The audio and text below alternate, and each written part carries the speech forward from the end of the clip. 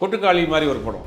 ஒரு இடத்துலேருந்து இன்னொரு இடத்துல ட்ராவல் ஆகி போய் இறங்குறாங்க, இதுதான் கதை. முடிவும் அது அருமையாக இல்லை, ஆரம்பமும் இல்லை, முடிவும் இல்லை, அது மியூசிக்கும் இல்லை. அதை வந்து மக்கள் ஏற்றுக்கிறாங்க அப்படிங்கிறது வந்து கேட்குறதுக்கு ரொம்ப எப்படி சொல்கிற ஆச்சரியமாக இருக்குது. ஆச்சரியம் கிடையாது, மக்களுடைய ரசனை உயர்ந்திருக்கு. ரப்பர் பந்து படம் 6.5 கோடி ரூபா என்னமோ ஃபஸ்ட் காப்பி, படம் 45 கோடி ரூபா கலெக்ஷன். கோழிப்பண்ணை செல்லத்துறை பல இடங்களில் தேட்டர் கிடைக்கல, பல ஊரில் தேட்டர் கிடைக்கல. படம் நல்லா இருக்குன்னு டாக் இருக்குது, நிறைய விமர்சனங்கள் வருது, நிறைய எழுதுறாங்க, நிறைய மக்களால் பார்க்க முடியல.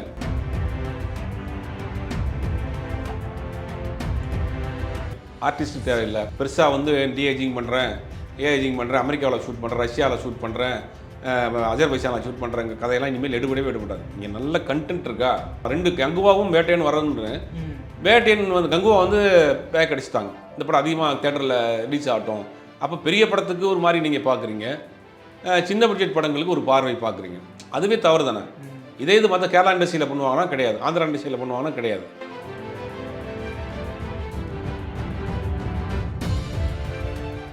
சேனல் 5 சினிமா நேயர்களுக்கு வணக்கம். இன்று நம்ம கூட நேர்காணலில் திரு சுபைர் அவர்கள் வந்து இணைஞ்சிருக்காரு. அவர்கிட்ட பல விஷயங்கள் வந்து கேட்டு தெரிஞ்சுக்க போகிறோம். வாங்க அவர் கூட பேசலாம். வணக்கம் சார். வணக்கம் கிருஷ்ணா சார். இப்போது ரீசெண்டாக தமிழ் சினிமா பார்த்தீங்கன்னா நிறைய படங்கள் வந்து ரிலீஸ் ஆகிருக்கு. நிறைய படங்கள் ரிலீஸ் ஆகிருக்கிறதையும் தாண்டி அதில் ஒரு சில படங்கள் வந்து ரொம்ப சின்ன படங்கள் அப்படின்னு இருந்தாலும் மக்கள் மத்தியில் வந்து பயங்கரமான ஒரு வரவேற்பு வந்து பெற்றிருக்கு.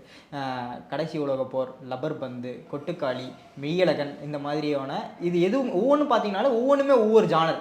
அப்படி இருக்கும்போது இதை நீங்கள் எப்படி பார்க்குறீங்க sir? Tamil cinema back to form நம்ம எடுத்துக்கலாமா? பேக் டு ஃபார்ம்னு சொல்ல முடியாது, மக்களுடைய ரசனை உயர்ந்திருக்கு. ஓகே. அவர்கள் பார்க்கக்கூடிய பார்வையை உயர்ந்திருக்கு. இன்றைக்கி வந்து உலகத்தரத்தில் உள்ள படங்களை நம்ம பார்க்குறோம்.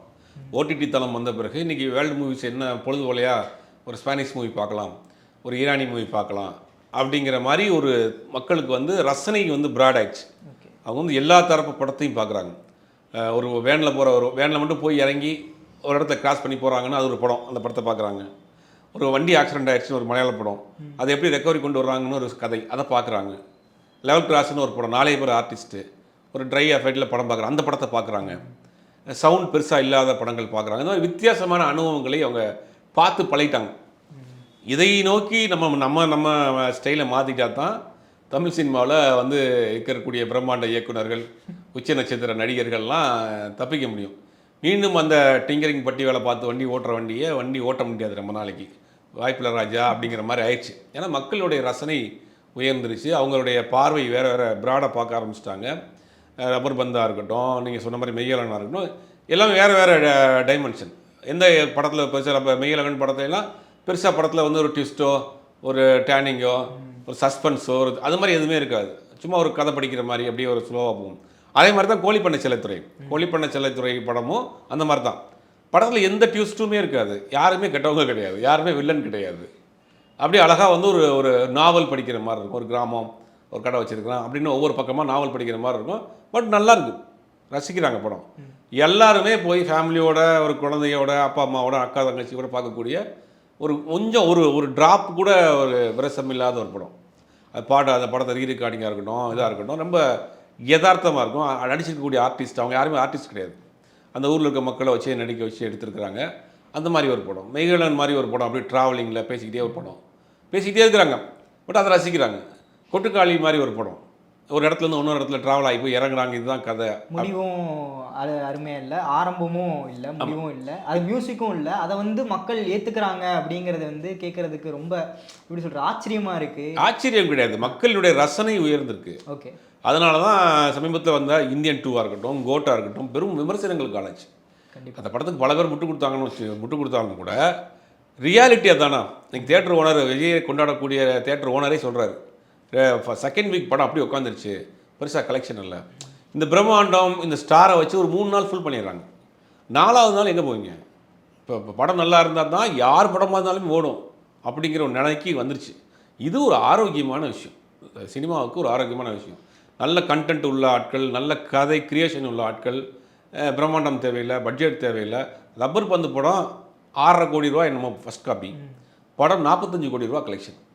பயங்கரமான வசூல். அதில் ஒரு சிக்கல் இருக்குது. என்னென்னா, அன்றைக்கி 7 படம் ரிலீஸ், அன்றைக்கி மட்டும் 7 படம் ரிலீஸ். இது பெரிய ஸ்டார் படம் வந்ததுன்னா அந்த 7 படத்தை ரிலீஸ் பண்ணுவீங்களா? கண்டிப்பாக மாட்டாங்க. அப்போ தயாரிப்பாளர் சங்கம் என்ன பண்ணுறீங்க? இப்போ சின்ன படங்கள் கிடையாது, பட்ஜெட் வைஸ் சின்ன படங்கள் ஆனால் நல்ல படங்கள். அந்த படங்களுக்கு நீங்கள் வந்து ஒரு முறைப்படுத்தணுமா இல்லையா? ஒரு 7 படம் பண்ணுறீங்க, ஒரு 3 படம் இந்த வாரம் ரிலீஸ் பண்ணுங்கள், அடுத்த வாரம் ஒரு 3 படம் ரிலீஸ் பண்ணுங்கள் அப்படின்னு ஒரு ஒரு ரிஸ்ட்ரிக்ஷன் போடணும்ல. அப்படி இதே மாதிரி போட்டிருந்தாங்கன்னா இன்னும் கூட வசூல் வந்து அதிகமாக கண்டிப்பா. நிறைய மக்கள் மத்தியில். ஆமாம், இப்போ என்னென்னா என்ன சிக்கல் வருது அப்படின்னா, லவர் வந்து பார்க்கணும்னு நான் ஆசைப்பட்றேன். அப்போ நம்ம இதில் போய் நியர்மின்னு போகிறப்ப ஏதாவது ஒரு தேட்டரில் மார்னிங் ஷோ போட்டிருப்பாங்க 10 மணிக்கு. மார்னிங் ஷோக்கு நான் எப்படி போக முடியும்? அப்போ ஈவினிங் ஷோ பார்க்குறேன், ஈவினிங் எங்கே அவுட்டரில் ஈஸியாரில் போட்டிருப்பாங்க, அங்கே போய் எப்படி ஈவினிங் பார்த்து நான் வீட்டுக்கு வர முடியும்? அப்படிங்கும்போது தேட்டர் அவைலபிள் இல்லை. இப்போ கோழிப்பண்ணை செல்லத்துறை பல இடங்களில் தேட்டர் கிடைக்கல, பல ஊரில் தேட்டர் கிடைக்கல. படம் நல்லா இருக்குன்னு டாக் இருக்குது, நிறைய விமர்சனங்கள் வருது, நிறைய எழுதுறாங்க, நிறைய மக்களால் பார்க்க முடியல. ஏன்னா தேட்டர் இல்லை. ஏன்னா 7 படம் ஒரே நாளில் அவங்க முடிஞ்ச அளவுக்கு தேட்டரை பிளாக் பண்ணிடுறாங்க.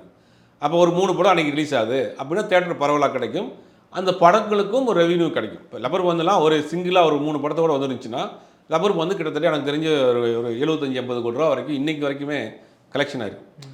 மலையாளத்தில் கிஷ்கிந்தா காண்டம்னு ஒரு படம் வந்திருக்கு, ஆசிஃப் அலி படம். அந்த படம் வந்து 6 கோடி ரூபா என்னமோ படம். மலையாள படமே 50 கோடி ரூபா கலெக்ஷன் பண்ணியிருக்கு. மலையாள படத்தில் 50 கோடி 100 கோடிலாம் பெரிய கனவு அங்கே. அந்த படமே கொடுத்துருக்கு. இப்போ தமிழ் படத்தில் நம்ம அப்போ இந்த பட்ஜெட்டு நீங்கள் ஆர்டிஸ்ட்டு தேவையில்லை, பெருசாக வந்து டிஏஜிங் பண்ணுறேன், ஏஏஜிங் பண்ணுறேன், அமெரிக்காவில் ஷூட் பண்ணுறேன், ரஷ்யாவில் ஷூட் பண்ணுறேன், அஜர்பைஜானில் ஷூட் பண்ணுறேங்க கதையெல்லாம் இனிமேல் எடுபடாது. இங்கே நல்ல கண்டென்ட் இருக்கா, அது யதார்த்தமாக இருக்கா, அது நீங்கள் டச் பண்ணுறீங்க, என்ன கண்டென்ட் வேணாலும் சொல்லுங்கள். இப்போ எடுத்த ஓடின படம் எல்லாமே ஒரு ஸ்போர்ட்ஸ் பேக்ரவுண்டில் உள்ள படம், ஒரு ரெண்டு பேர் ரிலேஷன்ஷிப்பில் உள்ள படம் மெய்யலகன், ஒரு ஃபேமிலி பேக்ட்ராப்பில் உள்ள படம் கோழிப்பண்ணை செல்லத்துறை, எல்லாமே வேறு ஜானல் படம். எல்லாம் ஏன் கனெக்ட் ஆகுதுன்னா யதார்த்தம். நீங்கள் என்ன படம்னாலும் பண்ணுங்கள், ஆனால் அதை யதார்த்தத்தோட ஓரளவுக்கு நம்புகிற மாதிரி கனெக்ட் பண்ணுற மாதிரி நீங்கள் பண்ணிங்கன்னா படம் போகும். அதை வந்து தயாரிப்பாளர்கள் சங்கம் வந்து இதை வந்து ஒரு முறைப்படுத்தணும், ஒரு ஆர்டர் போடணும். இந்த படம் இதே பெரிய படம் வந்துச்சுன்னா அந்த படத்தை ரிலீஸ் பண்ணிட்டு இருப்பாங்க. 2 கங்குவாவும் வேட்டையன் வரணுன்னு, வேட்டையன் வந்து கங்குவா வந்து பேக் அடிச்சுட்டாங்க, இந்த படம் அதிகமாக தேட்டரில் ரிலீஸ் ஆகட்டும். அப்போ பெரிய படத்துக்கு ஒரு மாதிரி நீங்கள் பார்க்குறீங்க, சின்ன பட்ஜெட் படங்களுக்கு ஒரு பார்வை பார்க்குறீங்க, அதுவே தவறு தானே. இதே இது மற்ற கேரளா இண்டஸ்ட்ரியில் பண்ணுவாங்கன்னா கிடையாது, ஆந்திரா இண்டஸ்ட்ரியில் பண்ணுவாங்கன்னா கிடையாது. ஆந்திரா இண்டஸ்ட்ரியில் சொல்லப்போனால் தமிழ் படங்கள் வந்து அதர் லாங்குவேஜ் படங்கள் அங்கே மெயினான படங்கள் வரப்போ அதர் லாங்குவேஜ் படத்தை ரிலீஸ் பண்ணி விட மாட்டாங்க மேக்ஸிமம். அது ஒரு சில ரூல்ஸ் வச்சுருக்காங்க.